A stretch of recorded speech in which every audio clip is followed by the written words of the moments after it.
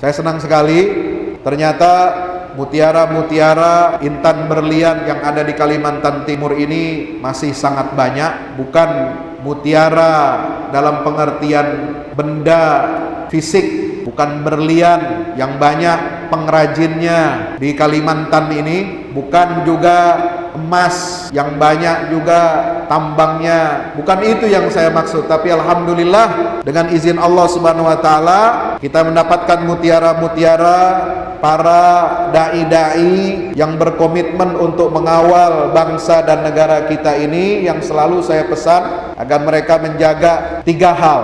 1, komitmen keislaman, yang kedua komitmen kebangsaan, dan yang ketiga komitmen kemanusiaan. Ini yang harus menjadi manhaj, yang harus menjadi pilar dalam berdakwah ilallah di bumi Kalimantan Timur ini, yang sebentar lagi wilayah ini yang akan menjadi pusat episentrumnya Indonesia, sementara Jakarta nanti yang jadi pedalaman. Tapi jangan bangga dulu, jangan senang dulu.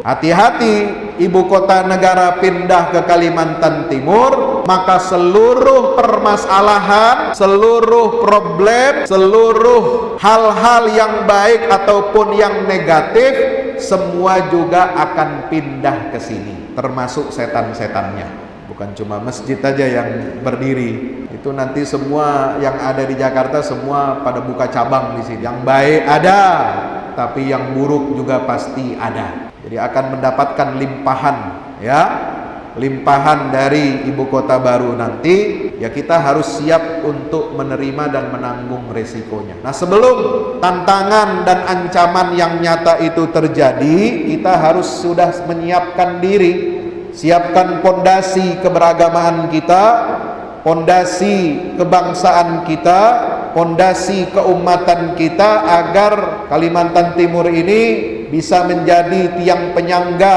kebangkitan Islam di era milenial Indonesia yang kedua. Jadi saya perkirakan kalau betul-betul ibu kota negara itu pindah, kan baru kemarin diresmikan, pencanangan ya, bener enggaknya kan belum tahu saya itu. Itu buktinya nanti 25 tahun lagi, 20 tahun lagi. Jadi ketika Indonesia, proklamasi Indonesia memasuki abad yang kedua, nah itulah tantangannya sudah nyata di depan mata. Dan umat Islam di Kalimantan Timur harus menyiapkan diri dari sekarang, SDM-nya, sosialnya, ekonominya, kesejahteraannya, agar umat Islam di Kalimantan Timur ini tidak menjadi tamu di rumah sendiri, tapi menjadi tuan rumah yang baik, tuan rumah yang makmur, tuan rumah yang sejahtera, dan memberikan kesejahteraan kebaikan bagi seluruh bangsa Indonesia, insya Allah.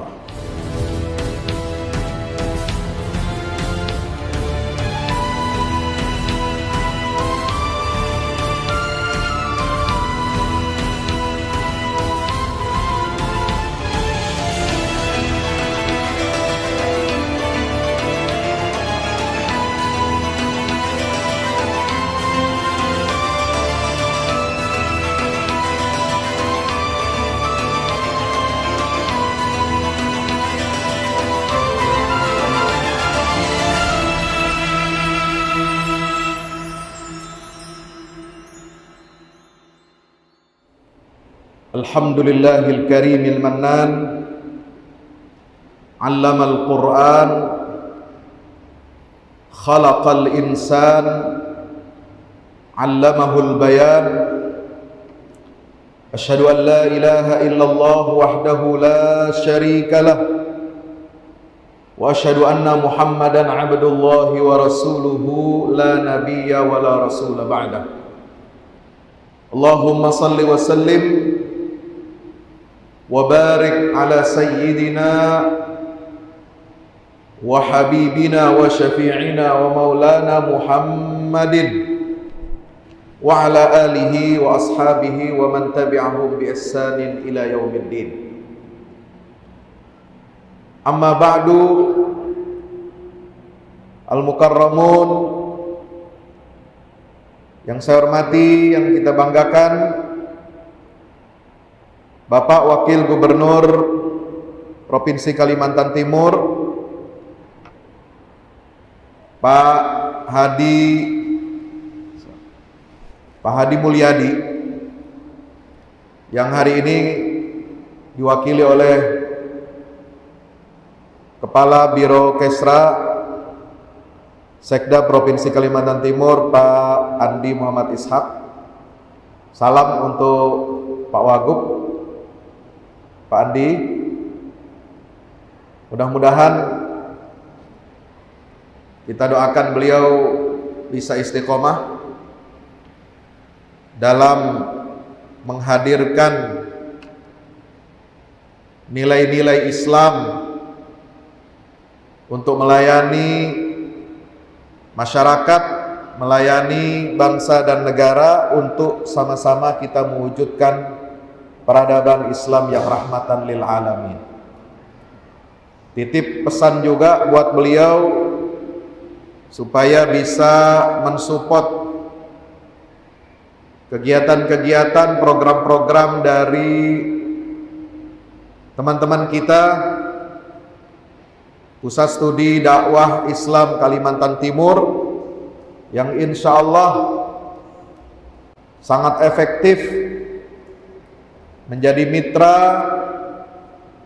untuk bersinergi membangun Kaltim ini menjadi negeri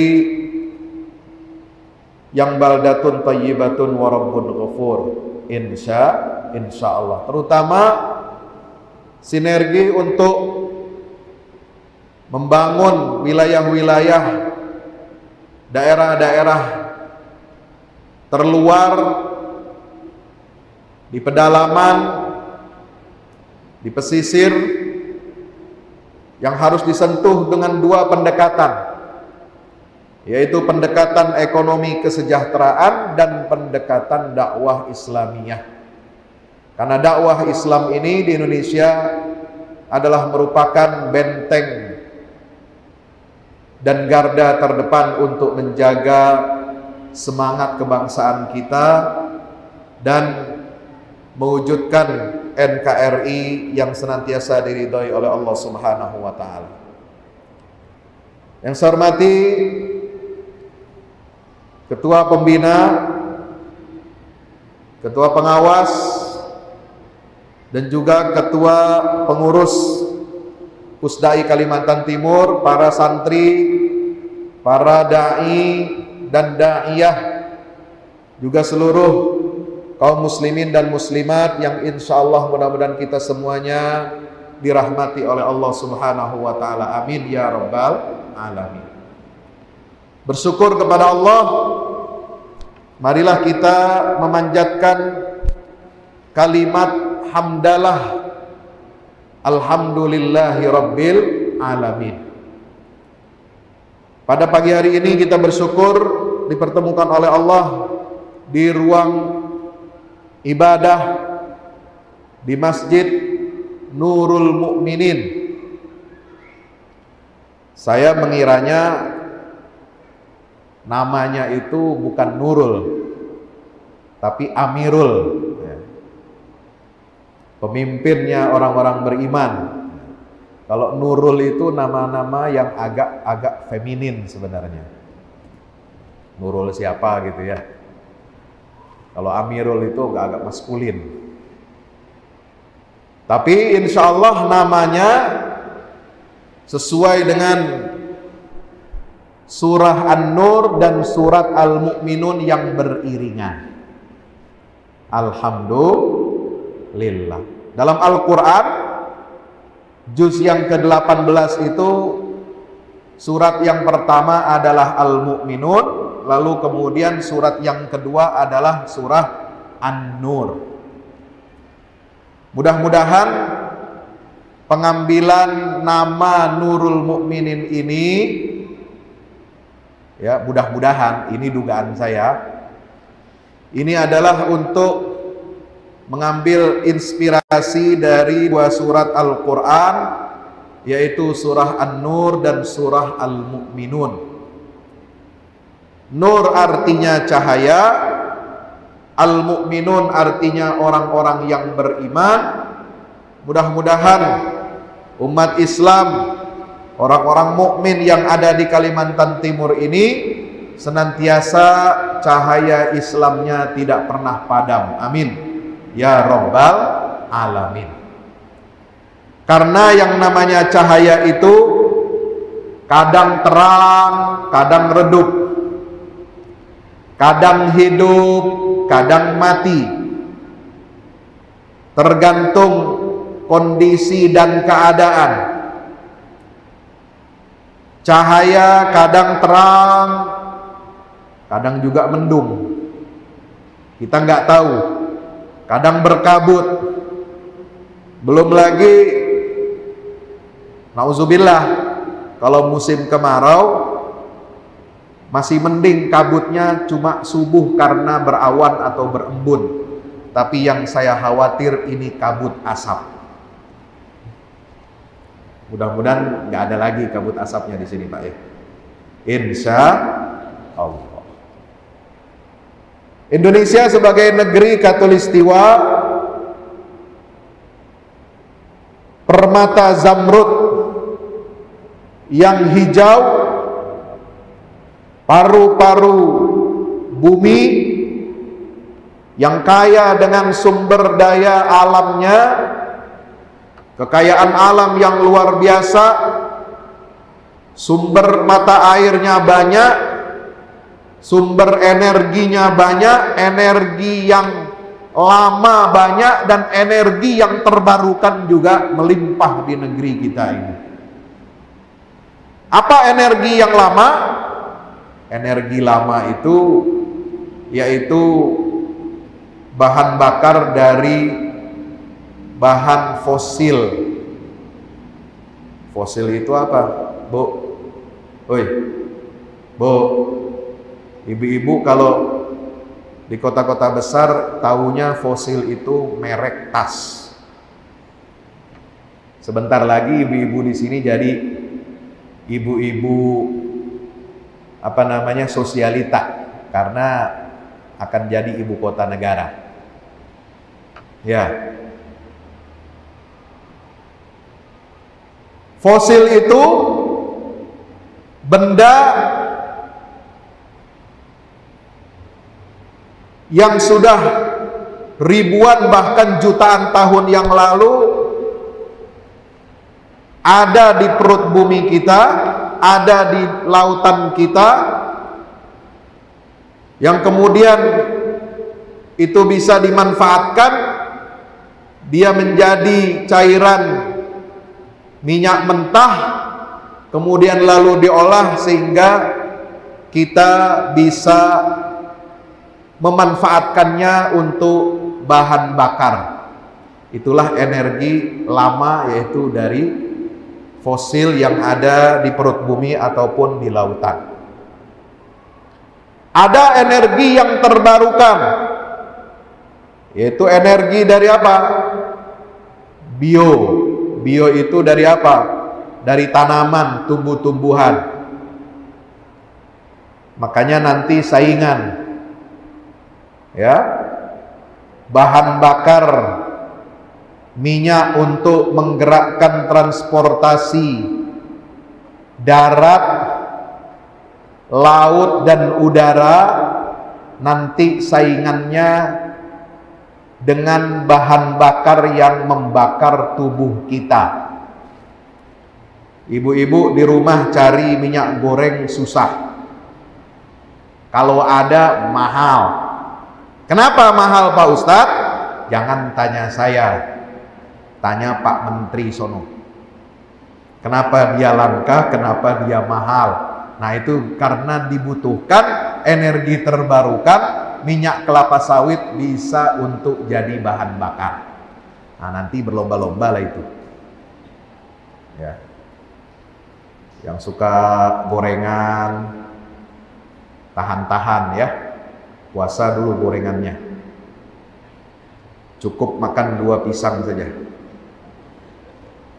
Atau apa namanya, kita makan umbi-umbian rebus, ya,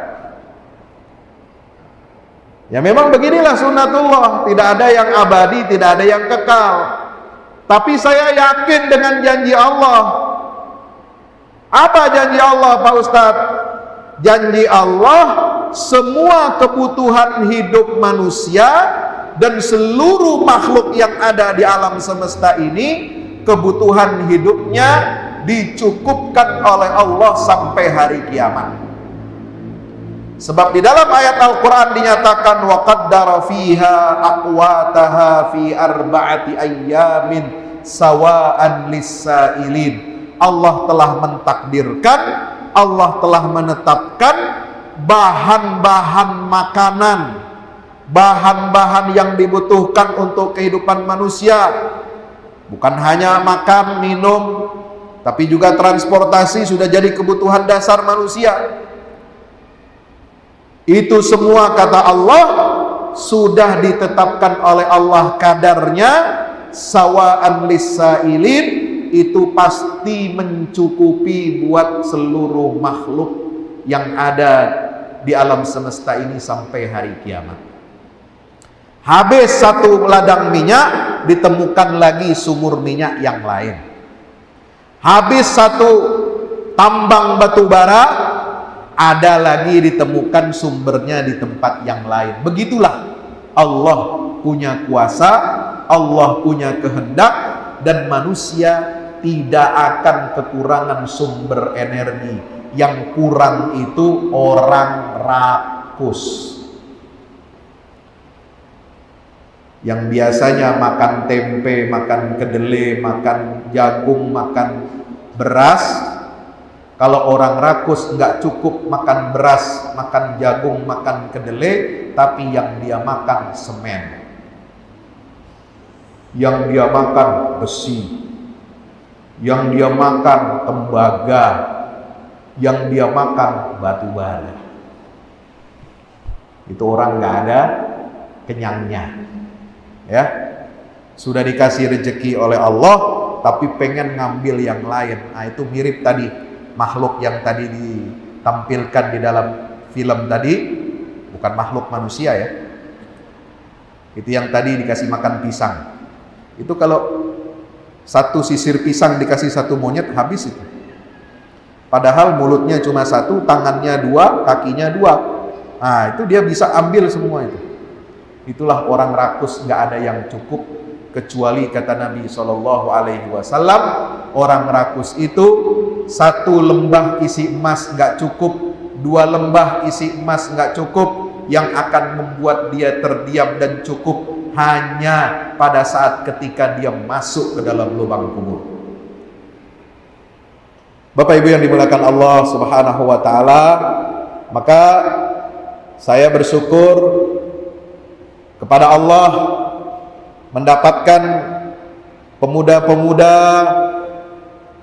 Ashabul Kahfi zaman sekarang yang mau bersusah payah menemui umat, menemui masyarakat, menyebarkan dakwah, mendidik anak-anak kita dengan Al-Quran sampai ke pedalaman, memberikan bantuan-bantuan sosial, titipan-titipan dana dari umat Rasulullah SAW, membawa Quran-Quran yang diwakafkan untuk umat Islam, memberdayakan masjid, musalla di pedalaman, bahkan di pinggir-pinggir kota yang tidak terurus, tidak ada kegiatan dakwahnya, pembinaan umatnya, kemudian diurus, dibenahi perlahan-lahan.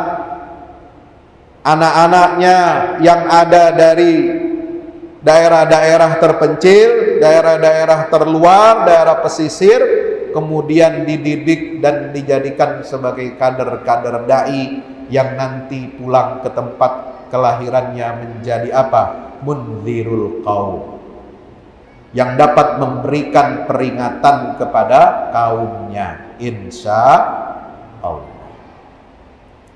Saya senang sekali, ternyata mutiara-mutiara, intan berlian yang ada di Kalimantan Timur ini masih sangat banyak.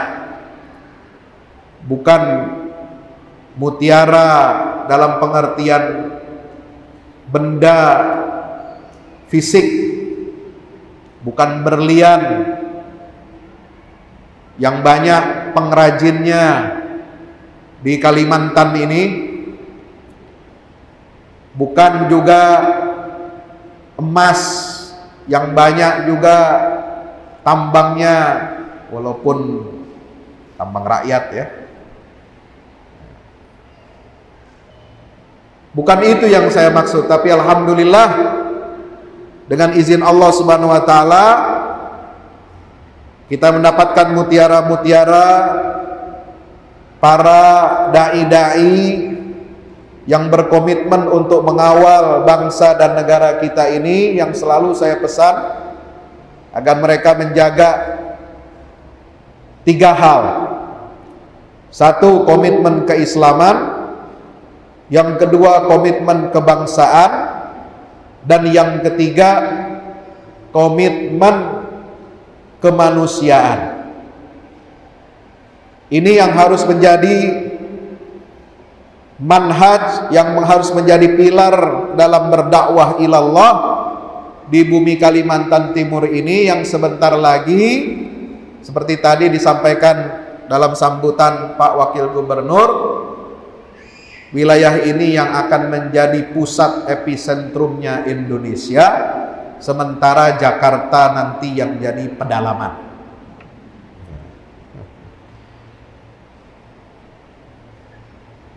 Tapi jangan bangga dulu, jangan senang dulu.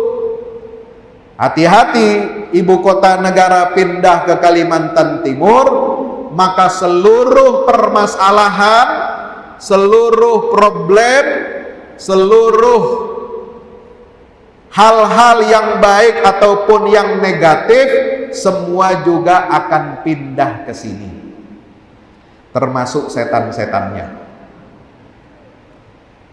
Bukan cuma masjid aja yang berdiri, ya. Itu nanti semua yang ada di Jakarta semua pada buka cabang di sini. Yang baik ada, tapi yang buruk juga pasti ada. Jadi akan mendapatkan limpahan, ya, limpahan dari ibu kota baru nanti. Ya kita harus siap untuk menerima dan menanggung resikonya. Nah, sebelum tantangan dan ancaman yang nyata itu terjadi, kita harus sudah menyiapkan diri. Siapkan pondasi keberagamaan kita, pondasi kebangsaan kita, pondasi keumatan kita, agar Kalimantan Timur ini bisa menjadi tiang penyangga kebangkitan Islam di era milenial Indonesia yang kedua. Jadi saya perkirakan kalau betul-betul ibu kota negara itu pindah, kan baru kemarin diresmikan, pencanangan ya, bener enggaknya kan belum tahu saya itu. Itu buktinya nanti 25 tahun lagi, 20 tahun lagi. Jadi ketika Indonesia, proklamasi Indonesia memasuki abad yang kedua, nah itulah tantangannya sudah nyata di depan mata.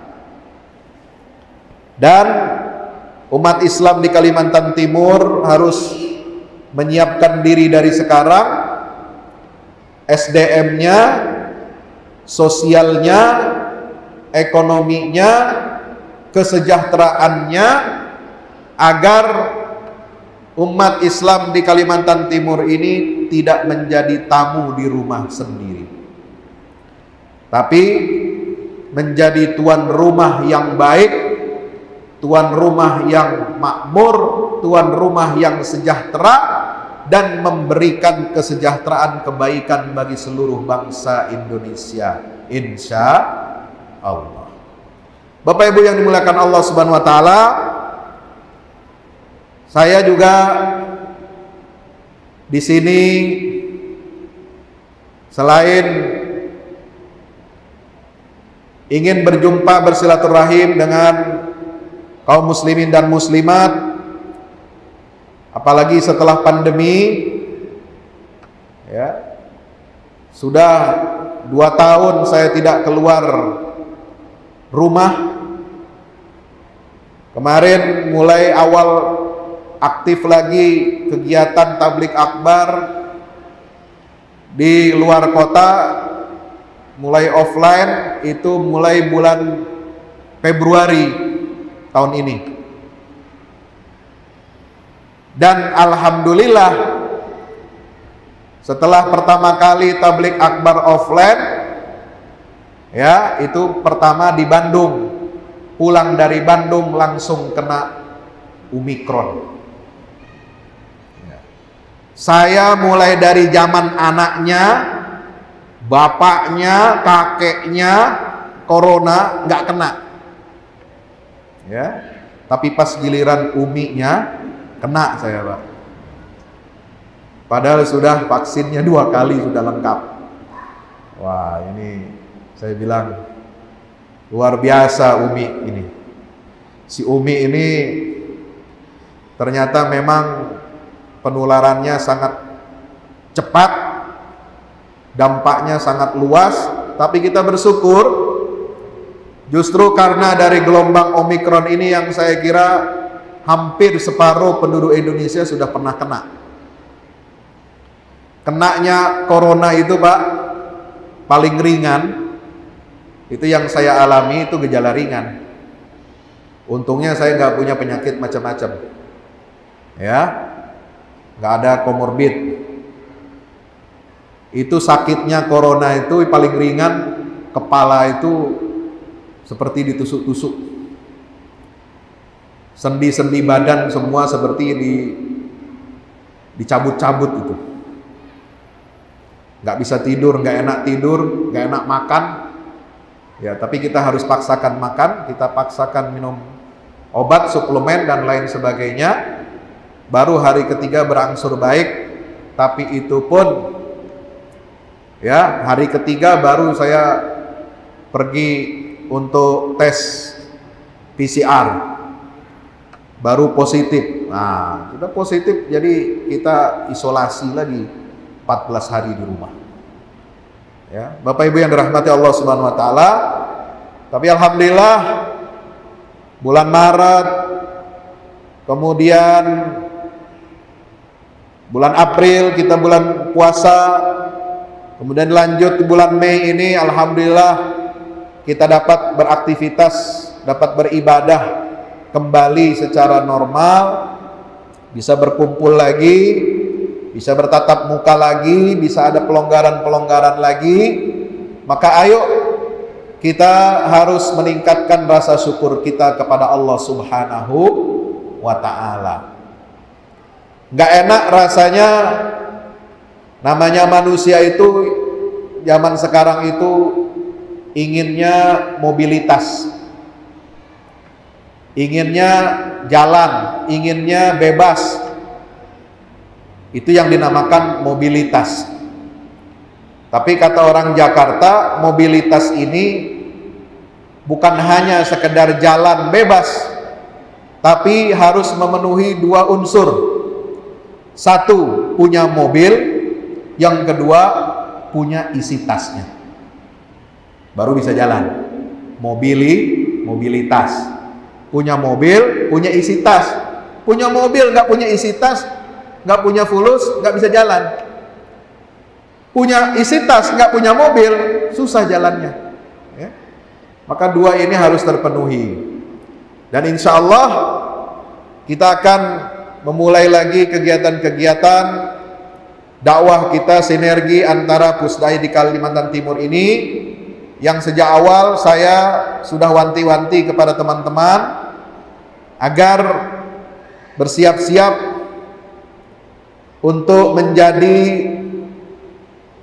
garda depan dakwah di Kalimantan Timur ini setelah diresmikannya Undang-Undang Ibu Kota Negara yang baru. Ya.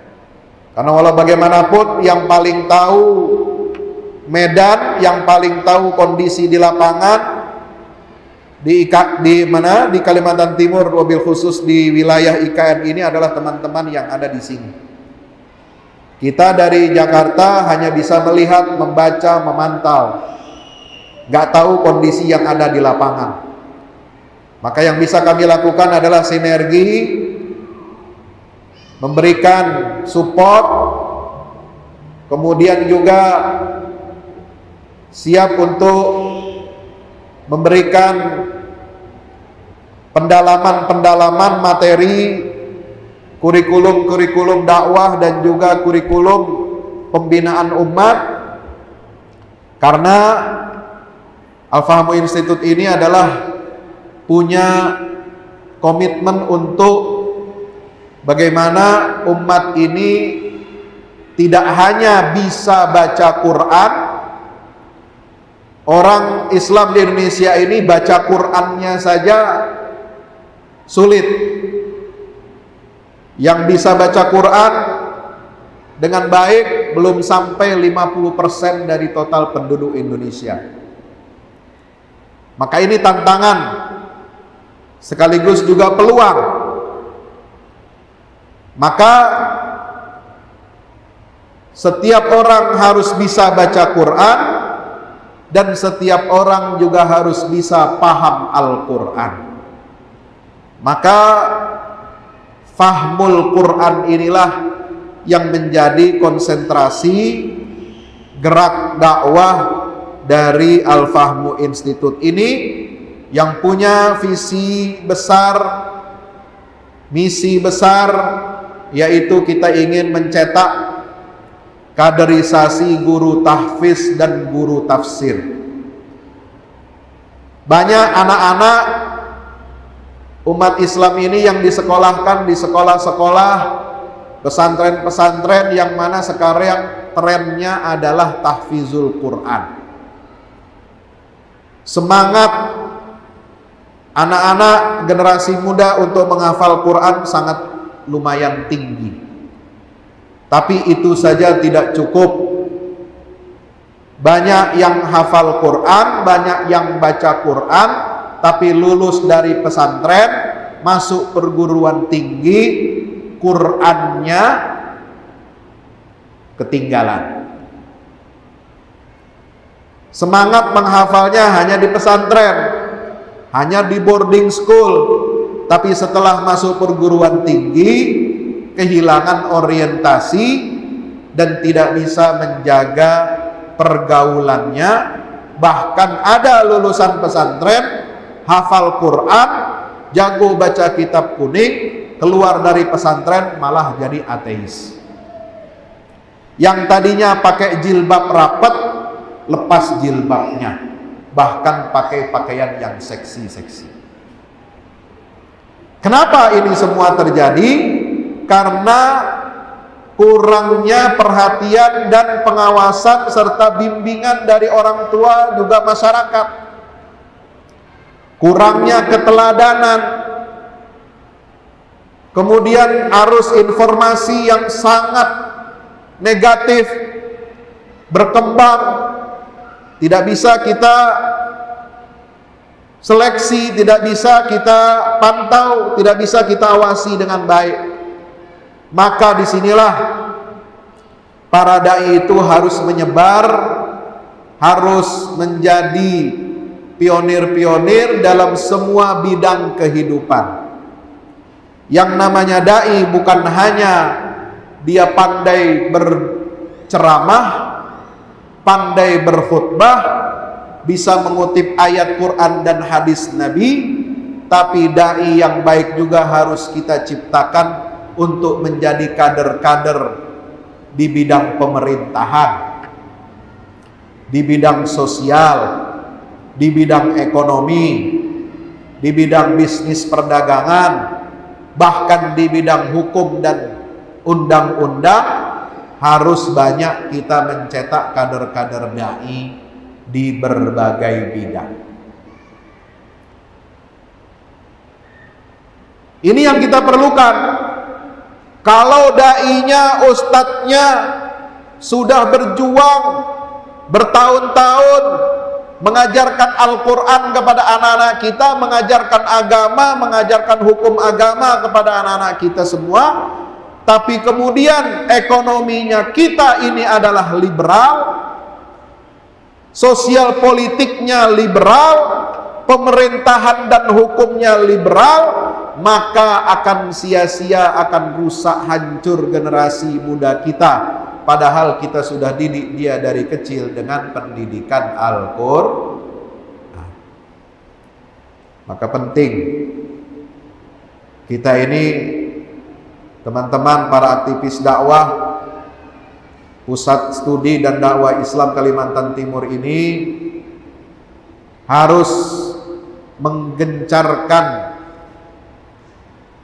menggiatkan lagi dakwah di kampus-kampus dan sekolah-sekolah, dan harus didukung oleh pemerintah.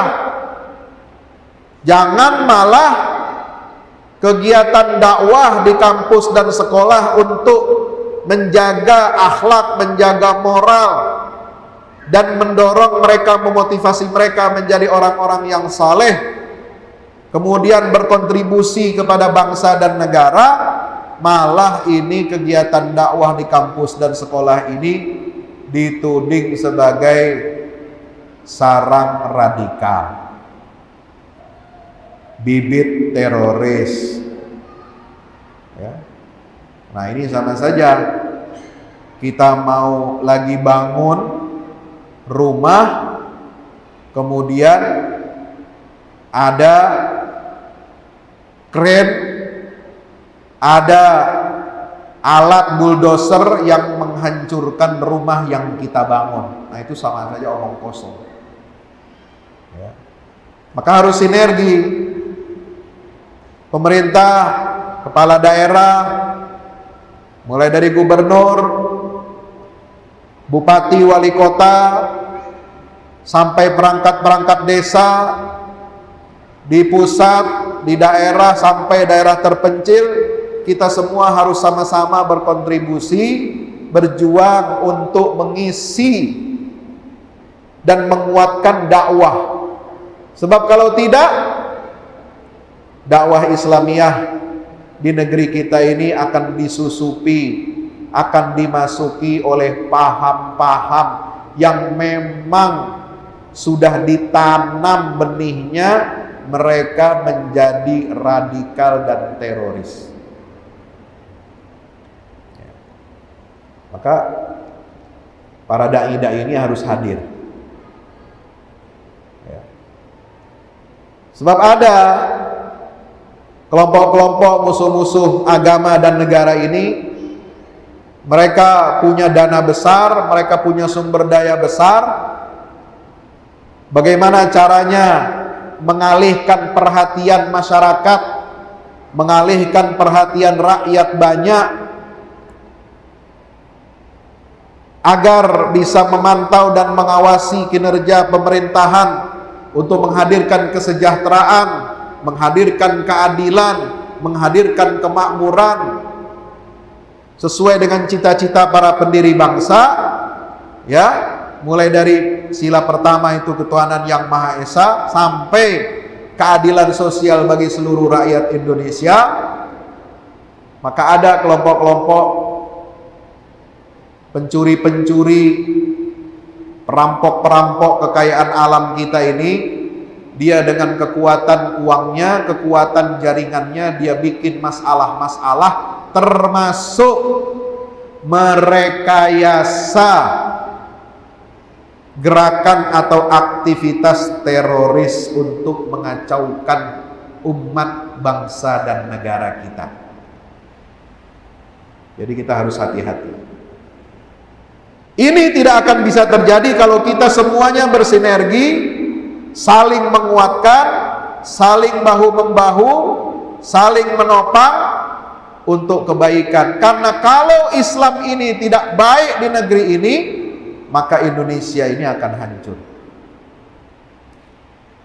Sebaliknya, kalau orang Islam di negeri kepulauan yang kaya raya ini, di Nusantara ini tidak memiliki semangat dan komitmen kebangsaan, maka kita akan mudah diadu domba, dipecah belah oleh kekuatan-kekuatan komprador asing, mereka yang akan menguasai kekayaan alam kita. Maka itulah di sini jangan sampai kita saling sikut, jangan sampai kita saling menyudutkan. Harus ada kita menanamkan rasa kepercayaan, trust dari umat kepada pemerintah, trust pemerintah kepada rakyat, wabil khusus kepada umat Islam. Ini kita harus saling bahu-membahu, dan jangan lagi kita mau dipecah belah dan diadu domba. Karena domba yang enak itu hanya untuk disate, bukan buat diadu. Domba yang enak itu hanya untuk dibikin gulai dan sup, bukan untuk dibikin adu-aduan. Maka itu jamaah yang dimuliakan Allah Subhanahu wa taala, tantangan dakwah kita ini harus menjadi perhatian kita semuanya. Dalam rangka kita halal bihalal, kita refleksikan semangat Ramadan. Setelah kita beribadah di bulan suci Ramadan tahun ini, bisa meriah, bisa lebih khusyuk, bisa bebas untuk melaksanakan kegiatan ibadah di masjid-masjid, salat tarawih, kegiatan-kegiatan keagamaan. Maka ayo kita semangat lagi di bulan Syawal ini untuk menyebarkan nilai-nilai dakwah Islam yang rahmatan lil alamin.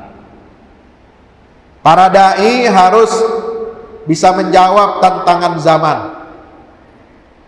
Para dai harus bisa menjadi benteng, jangkar moral bagi generasi muda kita. Para dai jangan kehilangan fokus, jangan kehilangan orientasi, ikut genderang orang lain. Maka para dai harus menyiapkan langkah-langkah yang strategis, saling mendukung. Tadi dipesankan juga saling belajar dari pengalaman-pengalaman, dan harus sering bersilaturahim, terutama dengan pemerintah, wakil rakyat, ormas-ormas Islam. Banyak isu-isu nasional yang sekarang ini kita hadapi. Bukan hanya soal kelangkaan minyak goreng, bukan hanya soal kenaikan tarif listrik, bukan hanya soal masalah-masalah ekonomi yang semakin berat dan sulit, tetapi juga dalam kehidupan keberagamaan kita, sosial politik keumatan, kita juga memiliki tantangan yang tidak kecil. Salah satu diantaranya adalah tantangan Islamofobia. Rasa takut, ketakutan, dan kebencian terhadap Islam, yang bukan hanya itu dilakukan oleh orang-orang non-Islam di luar Islam, tetapi juga justru marak dan subur di tengah-tengah umat Islam. Orang Islamnya sendiri yang benci, yang takut kepada Islam, sehingga melahirkan banyak kesalahpahaman terhadap Islam dan melahirkan banyak paham-paham yang salah terhadap Islam. Maka Bapak Ibu yang dirahmati Allah, ini harus kita hadapi dengan jiwa kesabaran yang tinggi, dengan narasi dakwah yang betul-betul menyejukkan, menghadirkan rahmat bagi seluruh umat manusia, mengajarkan makna toleransi yang hakiki, toleransi yang benar. Jangan toleransi digunakan sebagai alat untuk kita mempropagandakan paham semua agama benar. Itu pluralisme agama. Ya. Semua agama benar. Orang Islam jangan merasa dirinya paling benar. Orang Islam jangan fanatik kepada agama. Nah, ini benih-benih yang ditabur oleh musuh-musuh Islam supaya akidah umat Islam ini lemah. Ada lagi yang propaganda kawin beda agama, ya, belum lama. Kawin beda agama, ya. Mulai dari artis sampai ya buzzer-buzzer itu meributkan atau mengangkat persoalan kawin beda agama ini. Ya. Ini tujuannya apa? Kita dalam Islam ini sudah punya panduan yang jelas bagaimana membangun rumah tangga yang sakinah mawaddah warahmah. Itu ada syaratnya, pondasi rumah tangga itu adalah akidah. Karena kita menikah itu adalah dalam rangka kita beribadah kepada Allah. Kalau dalam satu rumah akidahnya gado-gado, ibadahnya macam-macam, orientasinya tidak bulat untuk mengesahkan Allah, maka yang akan lahir dari rumah tangga yang model seperti itu pastilah anak-anak yang tidak memiliki kekuatan iman, terombang-ambing dalam kegalauan. Lihat orang tuanya sholat ke masjid, lihat orang tuanya pergi ke gereja, lihat orang tuanya berlainan akidah, ini akan menimbulkan split personality. Apa itu? Pembelahan. Orang anak kita jadi tidak mantap dalam beragama. Ya. Padahal nggak gampang orang menikah beda agama itu, Pak. Orang yang seiman seagama aja banyak cekcoknya. Ya Bu ya? Bu. Suka cekcok sama suami ya? Padahal seiman, seakidah. Cekcoknya banyak, paling banyak masalah apa? Urusan duit, urusan dapur, ya. Cekcoknya urusan hal-hal yang tidak fundamental. Ditambah lagi kalau perkawinan itu campur agama, nah ini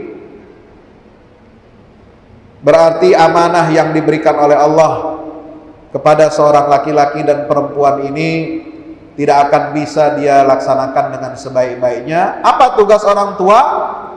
Menjaga fitrah tauhid anak-anaknya. Kalau salah satu orang tuanya tidak beragama Islam, tidak mentauhidkan Allah, bagaimana mereka bisa menjaga fitrah tauhid anak-anaknya? Maka itu, kenapa orang Islam dilarang untuk kawin beda agama?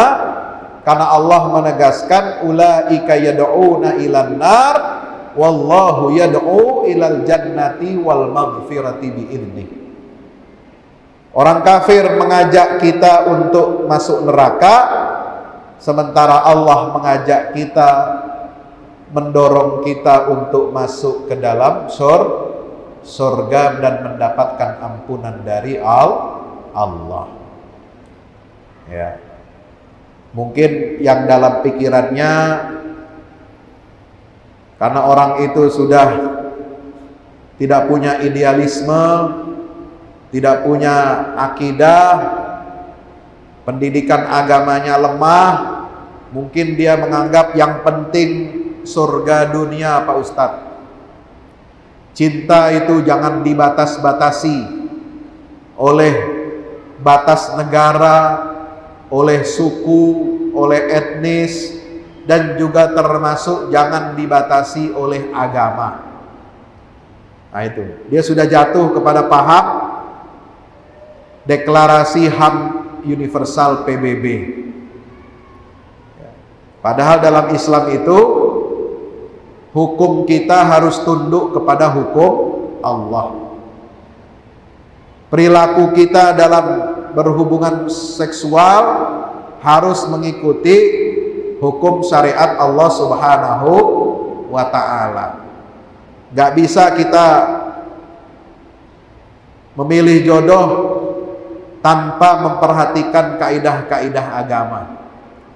Sebagaimana kita tidak bebas untuk memilih pasangan kita agar kita menjadi umat yang terbaik, maka kita harus membangun peradaban itu mulai dari rumah tangga.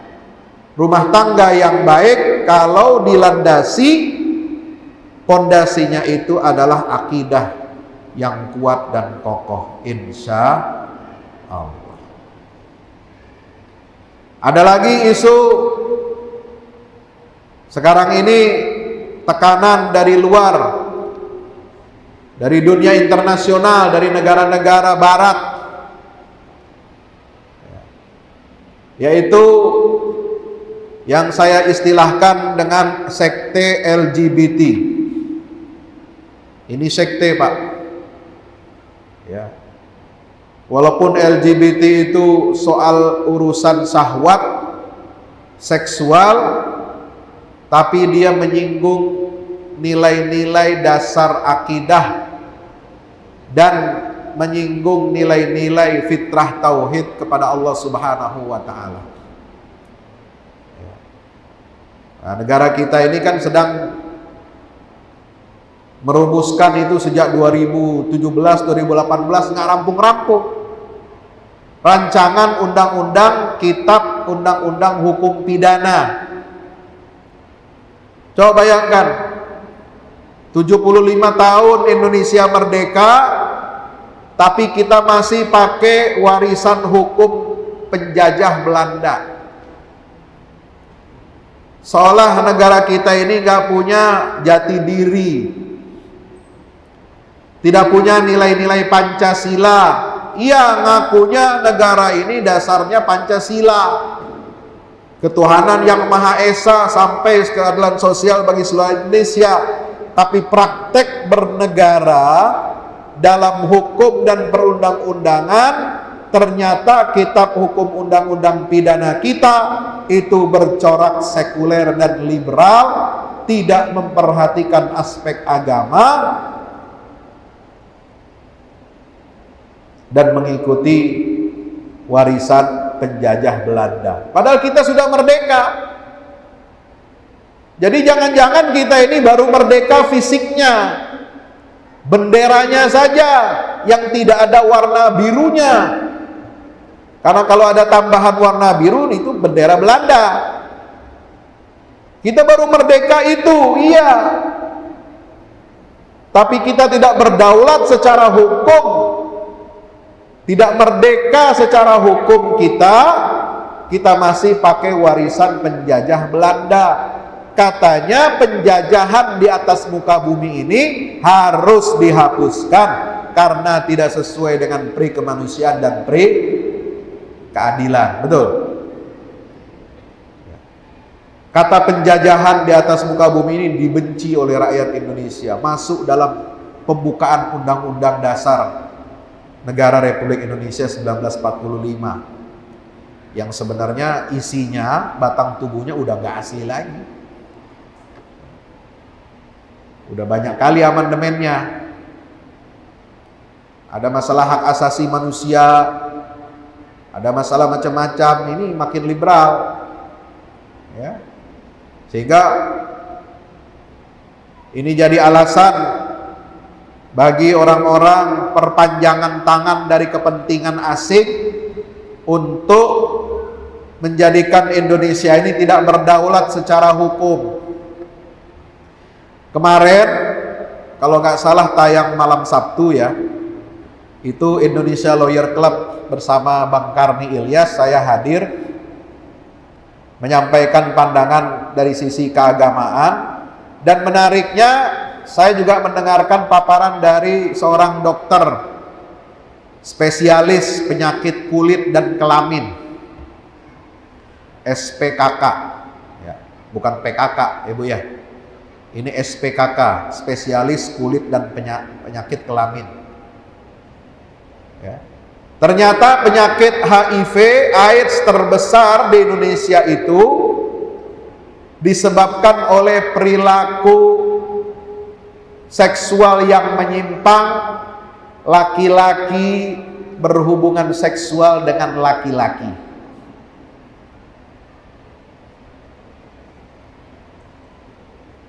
Penyuka lobang pembuangan kotoran manusia. Apa istilahnya? Panjang kali itu. Ya. Lobang pembuangan kotoran, LPKM. Bukan PPKM.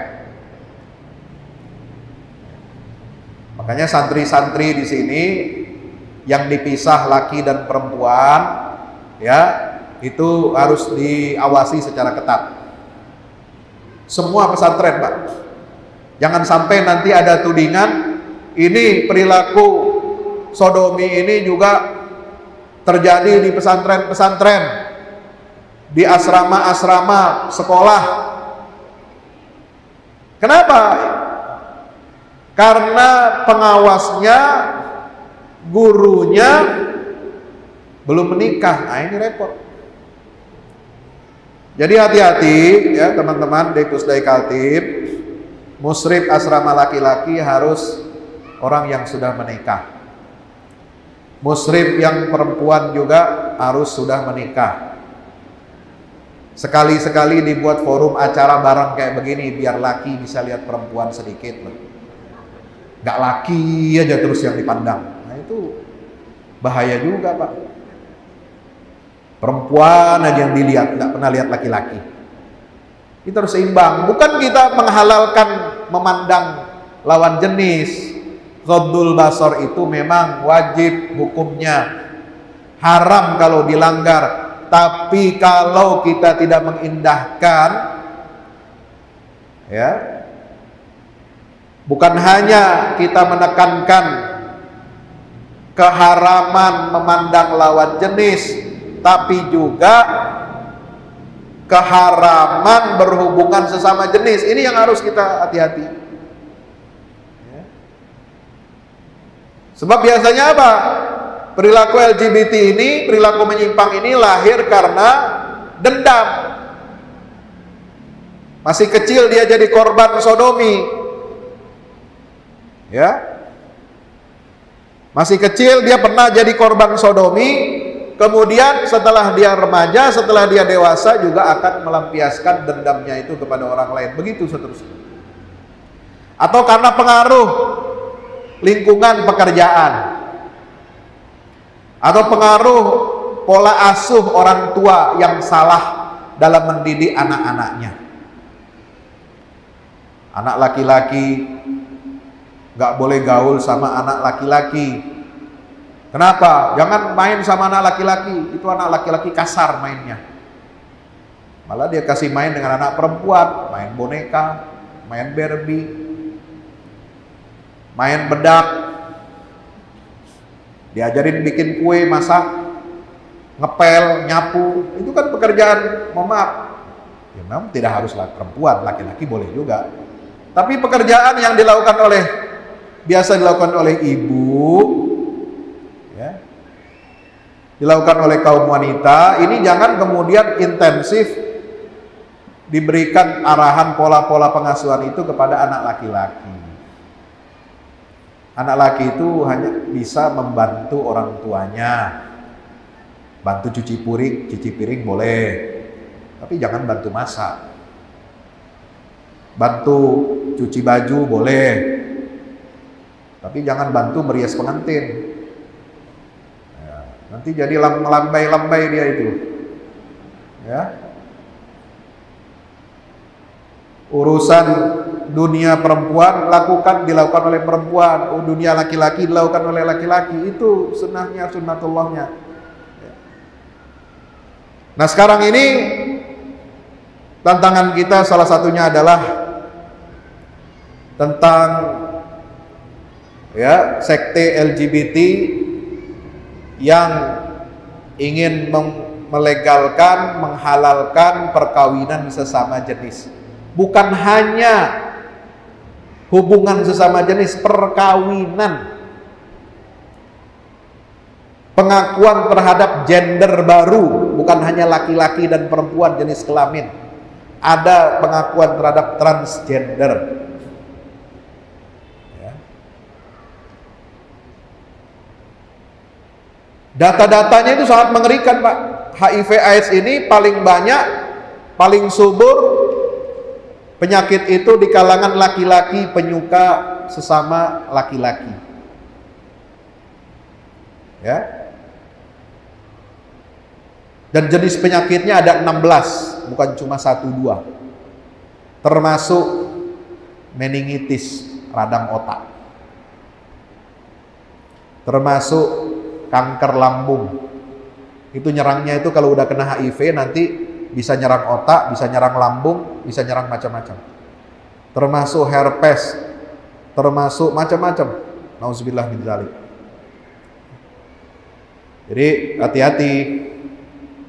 Kalau dengar kabar ada artis fulan, presenter fulan yang tadinya sehat, segar, bugar, tiba-tiba nggak nongol lagi di televisi, tahu-tahu dengar kabar setelah itu berapa bulan mati dia. Itu hati-hati itu.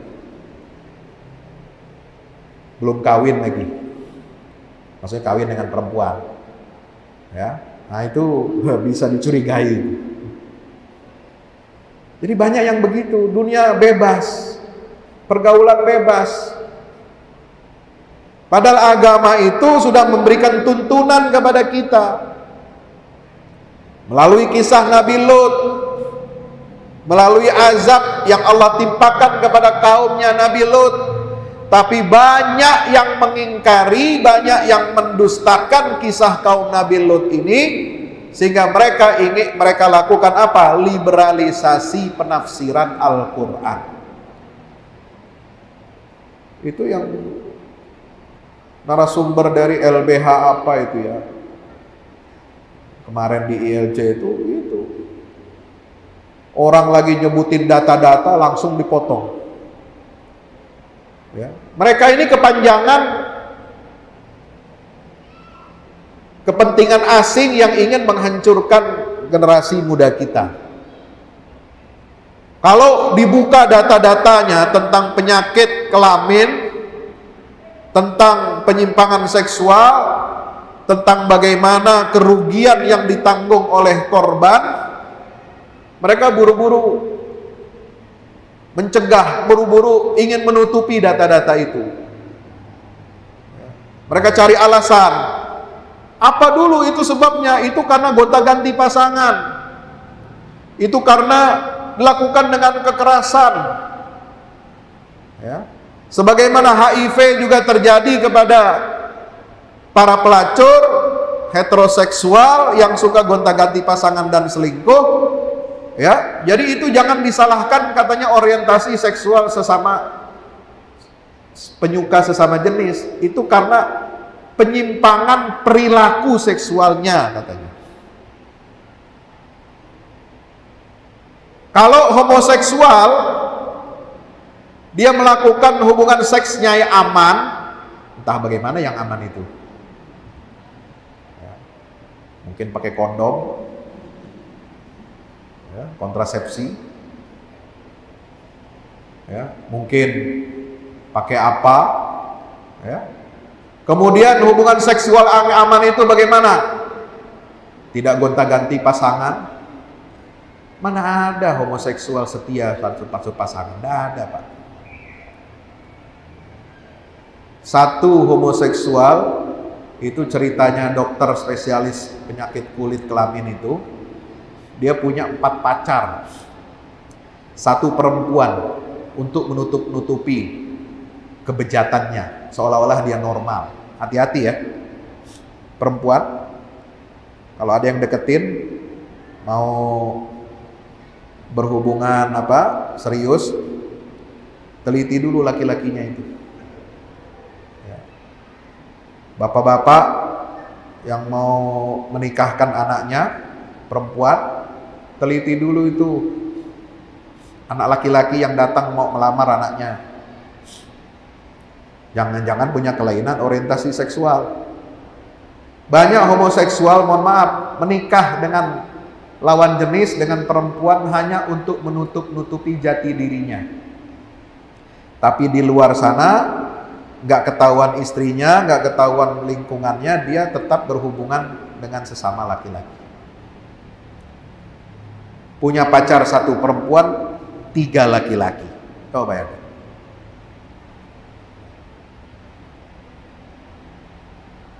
Kata dia, berhubungan seksual dengan perempuan itu tidak aman karena bisa menular. Lebih menular lagi kalau dia berhubungan dengan sesama laki-laki. Nauzubillah summa nauzubillah min dzalik. Jadilah nanti istri itu kena AIDS dari penularan si laki-laki ini. Jadi banyak yang seperti itu. Hati-hati zaman sekarang, ya. Biasanya adik-adik perempuan ini senang laki-laki yang ganteng, yang klimis, yang putih cakep kayak Korea. Karena suka nonton drakor sih, ya, anak-anaknya nonton drakor aja, jadi opa-opa Korea. Nggak usah jauh-jauh, opa Korea lihat aja saya, sok mantap. Jadi karena sering nonton drakor, lalu mengimajinasikan pasangan laki-laki yang ideal itu putih mulus seperti artis-artis Korea. Nah itu salah satu dampak negatif dari budaya pop Korea itu adalah mengemas laki-laki yang harusnya dia maskulin, maco, ya, berjenggot, berkumis, tapi dikemas, dirias, dihias, disolek, jadi cakep seperti perempuan. Ya. Ini pengaruh. Maka itu harus kita jaga anak-anak kita, bapak, ibu-ibu ya, di rumah ini. Sekali kita terpapar virus drakor, maka lama-kelamaan ya seperti itu, enggak laki-laki, enggak perempuan. Ini budaya sudah jadi virus di dunia. Nah, yang lebih menyakitkan, yang lebih berbahaya adalah sekte LGBT. Mereka tokoh intelektual, mereka tokoh agama, mereka ilmuwan yang melegalkan dan membenarkan praktek hubungan seksual di antara sesama jenis. Mereka bicara bukan untuk kepentingan masa depan bangsa kita, tapi mereka bicara atas nama kepentingan asing, karena uang yang digelontorkan untuk proyek memuluskan. Mereka punya agenda menggagalkan pasal hukuman pidana kepada praktek pencabulan sesama jenis, terutama kepada orang dewasa. Suka sama suka itu mereka ingin hapus. Berapa dananya? Tahun 2018 saja sudah disinyalir dananya ada 2,4 triliun. Lumayan Pak, 2,4 triliun itu lumayan, ya, bisa bikin ibu kota baru. Walaupun dananya lebih besar lagi. Tapi 2,4 triliun kalau dibagi untuk 500 anggota DPR, wah selesai. Lolos itu. Ya. Maka itu kita harus terus sama-sama memantau, sama-sama mengawasi. Ya, jadi wakil rakyat mengawasi pemerintah, rakyat yang mengawasi wakil rakyat. Maka kita harus efektifkan, giatkan lagi semangat dakwah kita. Dakwah bukan hanya mengajak orang untuk sholat, untuk bersedekah, untuk qiyamul lail, untuk baca Quran, untuk menghafal Quran, untuk berakhlakul karimah. Tapi dakwah juga adalah salah satu tugasnya adalah untuk amar ma'ruf dan nahi mungkar, mencegah manusia dari perbuatan yang mungkar. Ya, bagaimana kita mengawasi jalannya pemerintahan supaya tidak korupsi, supaya tidak maling uang rakyat, supaya tidak menyalahgunakan jabatan dan kekuasaannya, termasuk amar ma'ruf nahi mungkar dalam pembentukan rancangan undang-undang, supaya undang-undang yang dihasilkan itu tidak bertentangan dengan syariat Islam, tidak bertentangan dengan jati diri bangsa Indonesia yang berketuhanan yang Maha Esa. Insya Allah. Saya kira itu dari saya yang dapat saya sampaikan dalam silaturahim halal bihalal kita pada pagi hari ini. Barangkali ada pertanyaan, boleh kalau ada yang mau bertanya dari audiens, ya, untuk menghangatkan suasana pagi kita ini. Mau ada pertanyaan? Silakan. Mohon panitia dibantu untuk mengumpulkan informasi.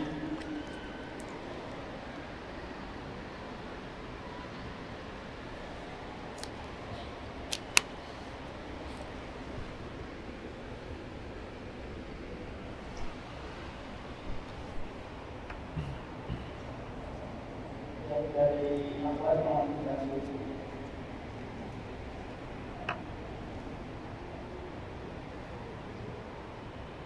Ya, langsung saja. Sudah ada, kumpul sini.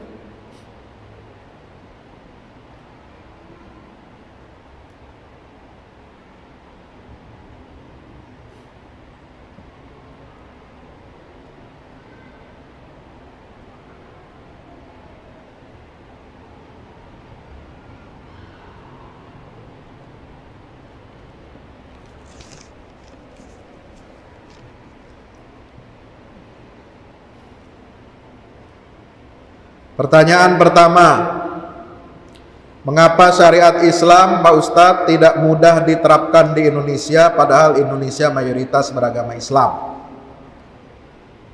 Satu, karena umat Islamnya walaupun mayoritas itu masih minim pemahamannya tentang agama. Jadi kita harus kritik diri kita sendiri, jangan menyalahkan orang lain terus. Orang Islam masih banyak yang berpandangan Islam itu cuma sholat, zakat, puasa, haji, selesai. Lahir, diazanin, dikomatin, mati,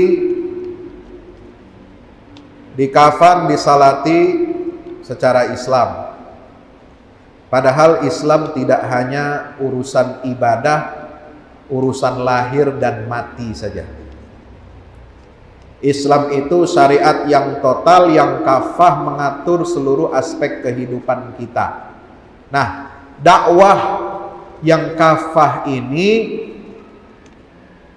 sering disalahpahami orang oleh orang Islam sendiri, bahkan menjadi momok monster yang menakutkan bagi sementara kalangan birokrat pemerintahan yang nggak ngerti Islam. Jadi seolah Islam ini jadi ancaman. Enggak, Islam itu bukan ancaman, Pak. Syariat Islam itu rahmatan lil alamin. Sebagaimana akhlak Islam itu rahmatan lil alamin, maka syariat Islam juga itu adalah rahmatan lil alamin. Jangan malu, jangan takut menyatakan isyhadu bi anna muslimun.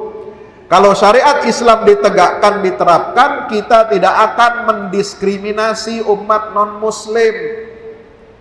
Kalau syariat Islam diterapkan, ditegakkan, kita tidak akan berubah lalu menjadi negara Islam. Nama tetap Republik Indonesia boleh. Nggak harus ganti nama Republik Islam Indonesia, nggak harus. Atau negara Islam Indonesia, nggak harus. Yang penting aturannya, hukumnya, undang-undangnya itu semua diwarnai oleh syariat Islam. Ya. Jadi syariat Islam ini rahmat buat seluruh bangsa Indonesia. Sebagaimana kemerdekaan Indonesia yang diproklamirkan tanggal 17 Agustus itu juga adalah rahmat dari Allah Subhanahu wa ta'ala. Maka kalau kita ingin mewujudkan visi pembukaan undang-undang dasar negara kita, itu sebenarnya kita mesti welcome, mesti mengakomodasi penerapan syariat Islam. Kenapa? Antara pembukaan Pancasila, pembukaan Undang-Undang Dasar 45 yang isinya adalah Pancasila intinya itu, dengan Piagam Jakarta itu adalah satu kesatuan jiwa yang mewarnai Pancasila. Nah, itu ada dalam keputusan dekret Presiden Soekarno tahun 1959. Jadi persoalan di negara ini jangan dialamatkan, ditimpakan kepada umat Islam seolah Islam itu biang masalah. Tapi masalah kita ini adalah ketidakadilan hukum, ketidakadilan distribusi kekayaan alam, ketidakadilan dalam partisipasi publik. Siapa yang berkuasa, yang berduit, dia yang berkuasa, dia yang menentukan. Rakyat tidak boleh memilih calon pemimpinnya, karena calon pemimpin negara ini sudah ada namanya di kantong oligarki. Nah, itu. Kita hanya disuruh ikut milih, tapi tidak bisa menyeleksi, tidak bisa mengorbitkan pemimpin kita. Ya, jadi karena umat Islam ini yang mayoritas masih banyak yang tidak paham. Yang kedua, ada ketakutan merasa Islam itu ancaman. Padahal Islam ini bukan ancaman, justru dengan adanya syariat Islam ini yang akan melindungi segenap tumpah darah bangsa Indonesia dan tidak akan mendiskriminasi umat agama lain. Pertanyaan kedua,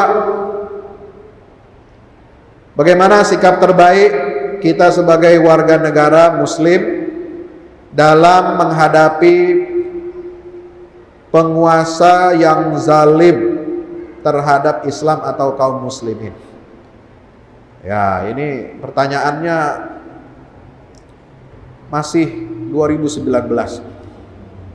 Padahal kita sudah tahun 2022 ini. Ya. Jadi istilah zalim itu harus kita dudukkan permasalahannya. Ya. Bahwa ada oknum ya yang terlihat atau tidak terlihat itu yang menebarkan kebencian terhadap Islam di negeri ini, itu jelas fakta. Tapi apakah ada perilaku perbuatan penguasa itu berbuat zalim terhadap Islam? Ini masih tanda tanya. Kalau disebut zalim, maka lembaga-lembaga Islam, pendidikan Islam, pesantren tidak akan dapat bantuan dari pemerintah. Tapi ada anggarannya, alokasinya, walaupun dikorupsi. Ada juga pemotongan 30% itu ya. Nah, mudah-mudahan di Kalimantan Timur tidak ada itu. Amin ya rabbal alamin.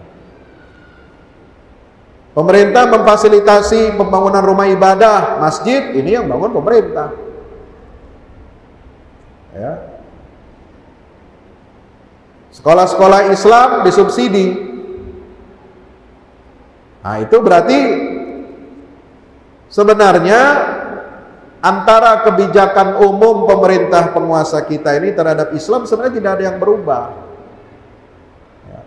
Pesantren dibantu, ormas Islam dibantu, kemudian difasilitasi, ya. Kemudian yang menjadi masalah adalah sekarang ini kan era media sosial. Sedikit celah, sedikit berita, lalu kemudian dikembangkanlah berita itu seolah-olah menjadi sikap resmi pemerintah atau penguasa kita ini terhadap Islam. Maka kita harus dudukkan, ya, antara oknum seperti Abu Janda itu bukan pemerintah. Ade Armando bukan penguasa dia. Siapa lagi yang suka menghina Islam? Mereka itu bukan penguasa, bukan pemerintah, tapi oknum. Siapa yang membela dan melindunginya? Nah, itu juga oknum. Siapa? Ya nggak tahu saya. Mungkin bisa tanya kepada rumput yang bergoyang. Ya. Tapi kita bisa melihat, bisa merasakan ini dampak dari pembelahan karena masalah politik tahun 2019. Padahal mestinya ini tidak boleh terjadi terus-menerus begitu. Jadi bazar-bazar ini harus ditertibkan karena dia mengganggu, membuat polusi udara di Republik Indonesia ini, ya, membuat suasana gaduh, menimbulkan kecurigaan. Umat Islam bawaannya curiga, pemerintah ini zalim, pemerintah ini tidak adil pada umat Islam. Padahal belum tentu faktanya seperti itu. Nah, yang begini-begini ini harus ditertibkan dan harus ada komitmen supaya orang Islam di Republik ini betul-betul menjadi tuan rumah, jangan merasa dia asing menjadi tamu di negeri sendiri, bahkan dijelek-jelekkan, disudutkan dengan pernyataan-pernyataan yang anti atau benci kepada Islam. Nah, ini tugas ya, saya titipkan itu kepada Pak Wakil Gubernur ya. Tolong sampaikan pesannya ini, Pak. Ya. Jadi komunikasi pemerintah daerah itu sudah baik, tapi karena ada oknum-oknum yang ada di pusat, mohon maaf, yang seperti itu tadi penampakan-penampakannya, model-modelnya, ini seolah-olah pemerintah semua yang bersalah. Padahal kita semua harus sama-sama menjaga dan memperbaikinya. Ya. Yang ketiga, Pak Ustadz, kalau ibu kota negara jadi pindah ke Kaltim, setannya mungkin ikut pindah juga. Salah satu setan yang bisa pindah ikut ke sini adalah LGBT. Nah, bagaimana cara kita menghadapi melawan setan ini? Ya. Jadi ini bergantung kepada komitmen kita dalam beragama dan menjaga kebangsaan kita. LGBT ini ancaman terhadap agama sekaligus kedaulatan negara. Orang-orangnya, korbannya, pelakunya yang tidak sadar dia terjebak ke dalam perilaku LGBT ini harus kita sadarkan, harus kita rangkul, harus kita bimbing ke jalan yang benar, harus ada dakwahnya. Ini masuk kategori dakwah khusus untuk kaum yang khusus. Ya. Kalau ada nanti LGBT pindah ke Kaltim, nah itu tugas Pusdai Kaltim nanti bikin seksi khusus dakwah untuk kaum LGBT. Siapa ketuanya? Nah itu nanti pilihlah sendiri. Yang jelas jangan saya. Saya ikut memberikan panduan saja, tapi jangan saya disuruh merangkul, lah itu bahaya. Jadi ada teman saya di grup itu bilang, kita mesti rangkul LGBT, dikomentari sama teman saya, jangan dirangkul. Loh, terus diapain? Cukup didoain. Loh, kenapa gak dirangkul? Bahaya Ustaz kalau dirangkul, itu bisa tegang dia itu. Apalagi kalau yang ngerangkul ganteng kayak saya, oh bahaya. Itu bisa tegang dia. Nah, yang begini ini harus ada pendekatan khusus, libatkan dokter, libatkan psikiater, libatkan tokoh-tokoh agama, tokoh pemerintahan untuk sama-sama kita menanggulanginya, ya. Tapi jangan sampai ini dibiarkan berkembang. Jangan mereka bikin acara kegiatan lalu kemudian kita dukung, kita promosikan, jangan. Ini mereka mau bikin kegiatan di Makassar itu, ya, sudah ditolak oleh Wali Kota Makassar. Ya, saya akan bubarkan. MUI menolak acara-acara seperti itu. Jadi nggak boleh. Jadi jangan kita memberikan ruang kepada mereka. Ajak mereka dialog, sadarkan mereka. Dan kalau ada yang membela-bela karena dapat uang dari luar negeri untuk mengkampanyekan pembelaan hak HAM-nya kaum LGBT ini, yaitu dia harus dilarang kegiatannya. Jadi negara ini harus berdaulat, harus berani menindak lembaga-lembaga ya yang berkedok hak asasi manusia tapi ingin merusak masa depan generasi bangsa ini, ya. Yang keempat, ada pertanyaan, sebagai dai kita pasti mendapat berbagai macam persoalan. Salah satunya kelompok-kelompok fanatik. Contoh fanatik dalam tasawuf dan tarekat yang terkadang mendebat kita para mubalik muda, bahkan pemahaman yang disampaikan itu terkadang tidak sesuai dengan standar pelajaran pesantren dan susah dipahami. Bagaimana sikap kita menghadapi persoalan itu yang terkadang argumen mereka sama itu tidak kita dapatkan sebelumnya.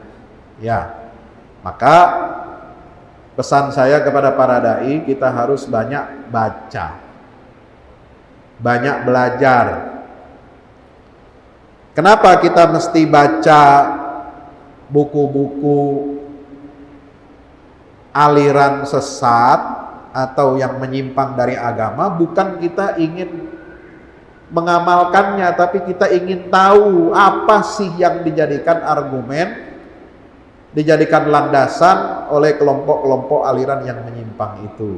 Nah, lalu kemudian kita kritisi, kita koreksi, ya. Makanya saya bikin itu, ada buku, saya tulis buku tafsir sesat, ya, bukan tafsir lurus, bukan tafsir benar, tapi tafsir sesat.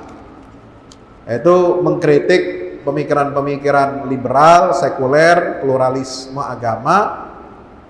Ya, nah, kita baca dari buku mereka apa landasannya, argumennya, ya kita bantah. Jadi kalau orang menulis buku, kita bantah dengan tulisan. Ya, kita bantah juga dengan cara yang ilmiah, ya. Nah, termasuk dalam tasawuf dan tarekat. Nah, ini kita mesti tahu ilmunya. Harus tahu ilmunya bagaimana? Ya, tanya kepada ulama-ulama yang mengerti tentang ajaran tasawuf itu. Sebab tasawuf itu tidak semuanya orientasinya sesuai dengan Quran Sunnah, ada juga yang menyimpang. Nah, itu yang tahu, itu yang mengerti ilmu tentang tasawuf itu. Tapi kita nggak bisa serta-merta kita langsung memvonis sesat, memvonis bid'ah, memvonis ya menyimpang dari agama sebelum kita mengetahui duduk persoalannya. Ya, jadi kita harus wait and see, belajar dulu. Ya, tidak bisa langsung memberikan cap, memberikan stigma. Ya. Termasuk saya tanya, saya kalau ada masalah dalam dunia tarekat yang saya tidak paham, karena bukan bidang saya tanya, saya telepon ulama yang mengerti tentang itu, ya, karena dunia tarekat tasawuf ini biasanya ada dalam pengamalan ormas Nahdlatul Ulama, maka saya tanya kepada ulama NU, Pak Kiai, ya, saya mau tanya, saya kirimi videonya. Ini ada video di makam ulama besar, orang berziarah merayakan haulnya itu, kok sampai berdiri-diri zikir apa itu? Ya begitulah, ada itu videonya viral ya. Nah, itu. Saya nggak berani menjawab pertanyaan jamaah sebelum saya tanya dulu sama komunitas atau ulama yang dekat dengan kalangan seperti itu. Ya, nah biasanya ini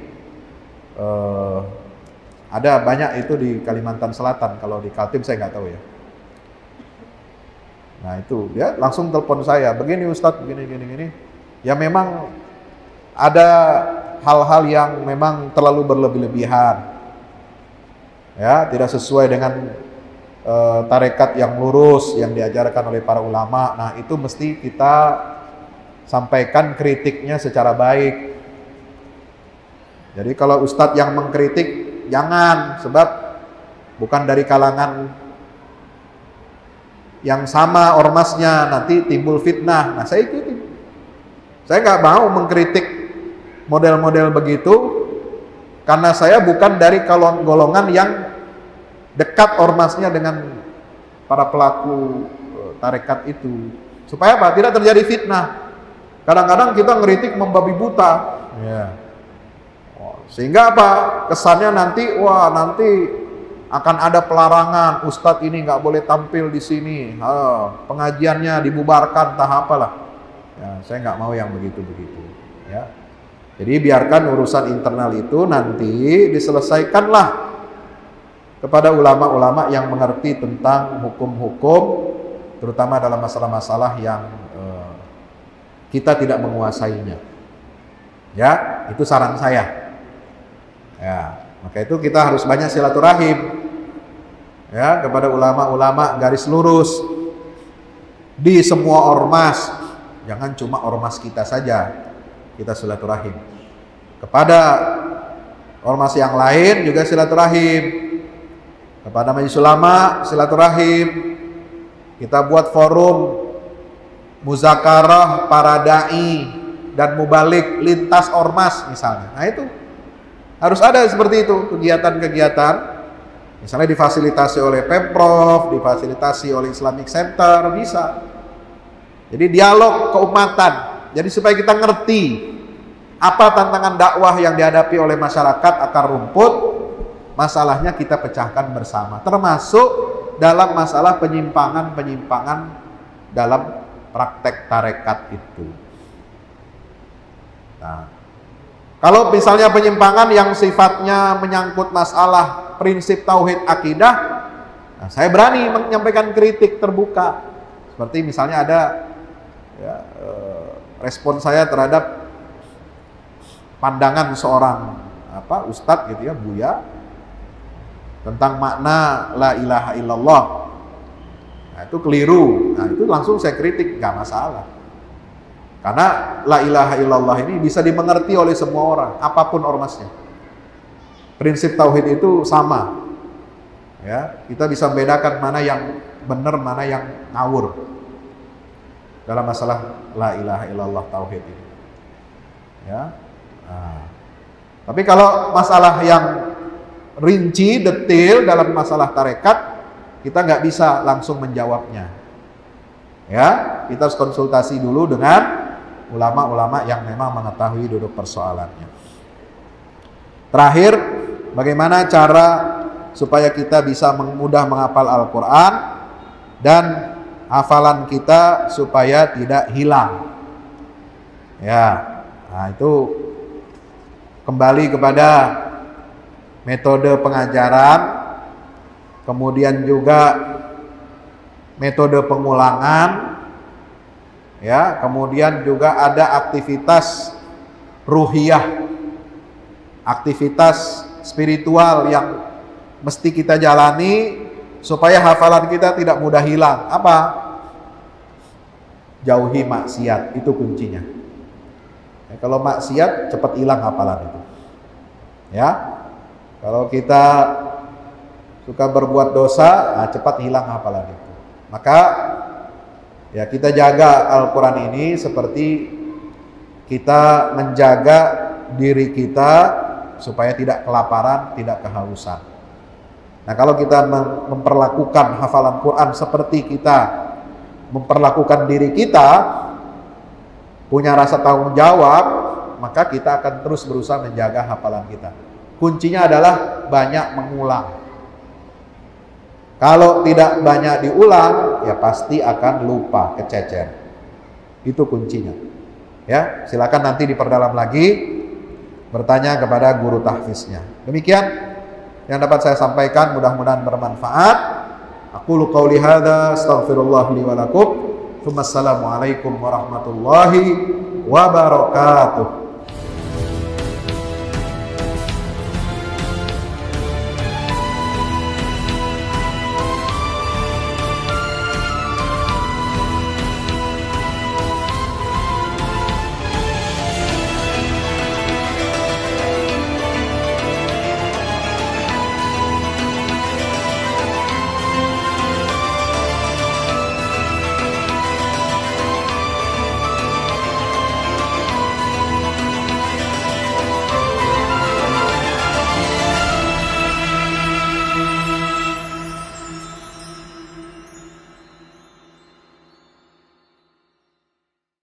Assalamualaikum warahmatullahi wabarakatuh. Alhamdulillah kita udah selesai pengecoran rooftop ya. Itu apa? Tangga buat ke bawah. Yang ini di atas buat toren 2 biji. Ini semua udah dikeliling tembok. Ya, ini untuk lantai paling atas buat futsal, buat jemuran, buat apa, tanaman hidroponik juga ntar insya Allah. Ya, terus support ya teman-teman. Alhamdulillah terus selesai pengecorannya semuanya. Ya, ini progres kita terbaru. Dan jadi buat olahraga, buat utilities ya, multiguna. Nah, kita turun sini semua. Ini lantai 3. Ini untuk asrama. Ya, untuk kamar-kamar. Untuk kamar-kamar dan nah, di situ musola. Nanti di situ musola, ya. Ini kamar-kamar dan musola buat santri-santri tahfiz kita, insya Allah.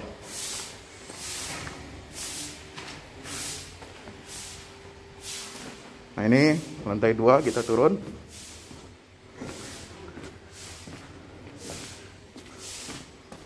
Ini untuk kelas-kelas, ya, kelas-kelas tahfidz, kelas-kelas tadabbur. Insya Allah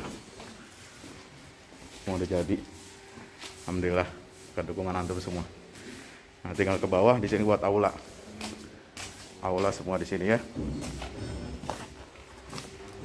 Mohon doanya terus. Mudah-mudahan berkah. Mudah-mudahan cepat jadi finishing.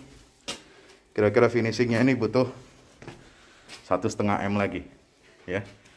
Mudah-mudahan. Al-Fatihah. Al-Fahmu Institute mempersembahkan serangkaian buku karya Ustadz Fahmi Salim LCMA. Buku pesan-pesan tauhid untuk negeri di masa pandemi. Buku mutiara ilmu-ilmu Al-Quran. Ada diskon 20% untuk buku tafsir sesat 58 esai kritis wacana Islam di Indonesia dan buku kritik terhadap studi Al-Quran kaum liberal. Anda dapat memesannya melalui layanan WhatsApp di nomor 0877 063 7192 dengan format pemesanan ketik nama, alamat lengkap, nomor handphone, dan jumlah buku yang diorder. Ongkos kirim di luar harga buku dan menyesuaikan wilayah dengan paket standar. Lampirkan juga bukti transfer Anda ke rekening BNI Syariah di 0631 748573. Tunggu apa lagi? Pesan sekarang.